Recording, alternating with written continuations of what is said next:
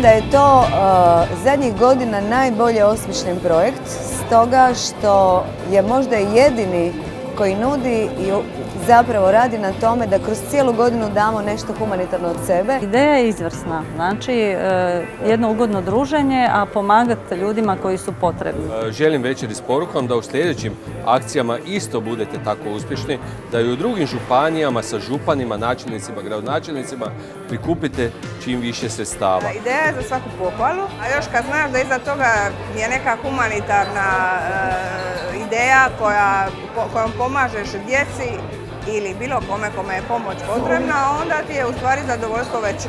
Meni je stvarno velika čast biti dio ovog cijelog projekta. Kad je bilo pitanje kome da idu donacije, i onda sam rekla ajmo to napraviti za klinice. Moramo priznati da nam je bilo veliko zadovoljstvo što smo pozvani kao domaćini. Krasno je biti domaćica, zovite me opet.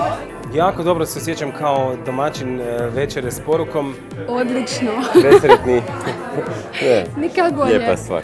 Malo je bilo onako straha i tako, ali zadovoljna sam i sretna i u stvari sad se lijepo osjećam u ulozi domaćice. Volim večere, veliki sam fan večere, iako mi ubrane cijeli život. Ugodno skoristim.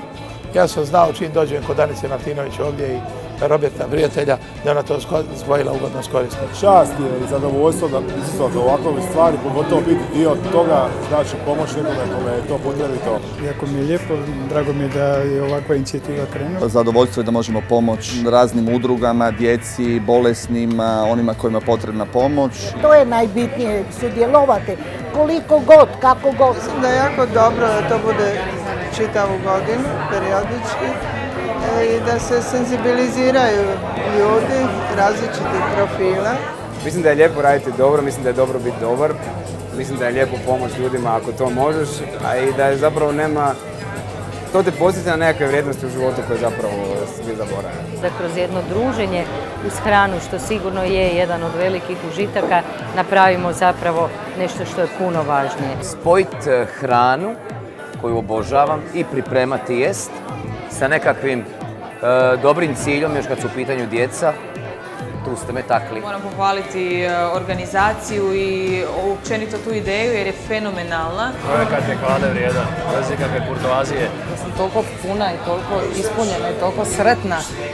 Poruka je idite dalje i napraviti što više ovakvih lijepih druženja, lijepih večera. S ovim projektom sam naprosto oduševljena, pozdravljam ga. Jer mislim stvarno da je večera s porukom demonstracija ljubavi na djelu.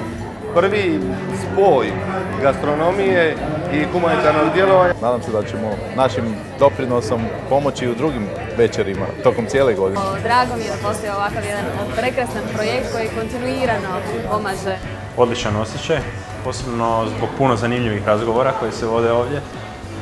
Puno ljudi iz različitih branši, različitih zanimanja, a svi zapravo u jednoj dobrotvornoj priredbi i druženju. Ova ideja mislim da je posebno dobra jer prvo izdvaja se od ovih ostalog mora svih ostalih dobrotvornih akcija jer ljudi se s jedne strane druže, a opet večera s porukom sama riječ kaže, znači posljedično, uzročno posljedično djelo je pozitivno na kraju cijele priče.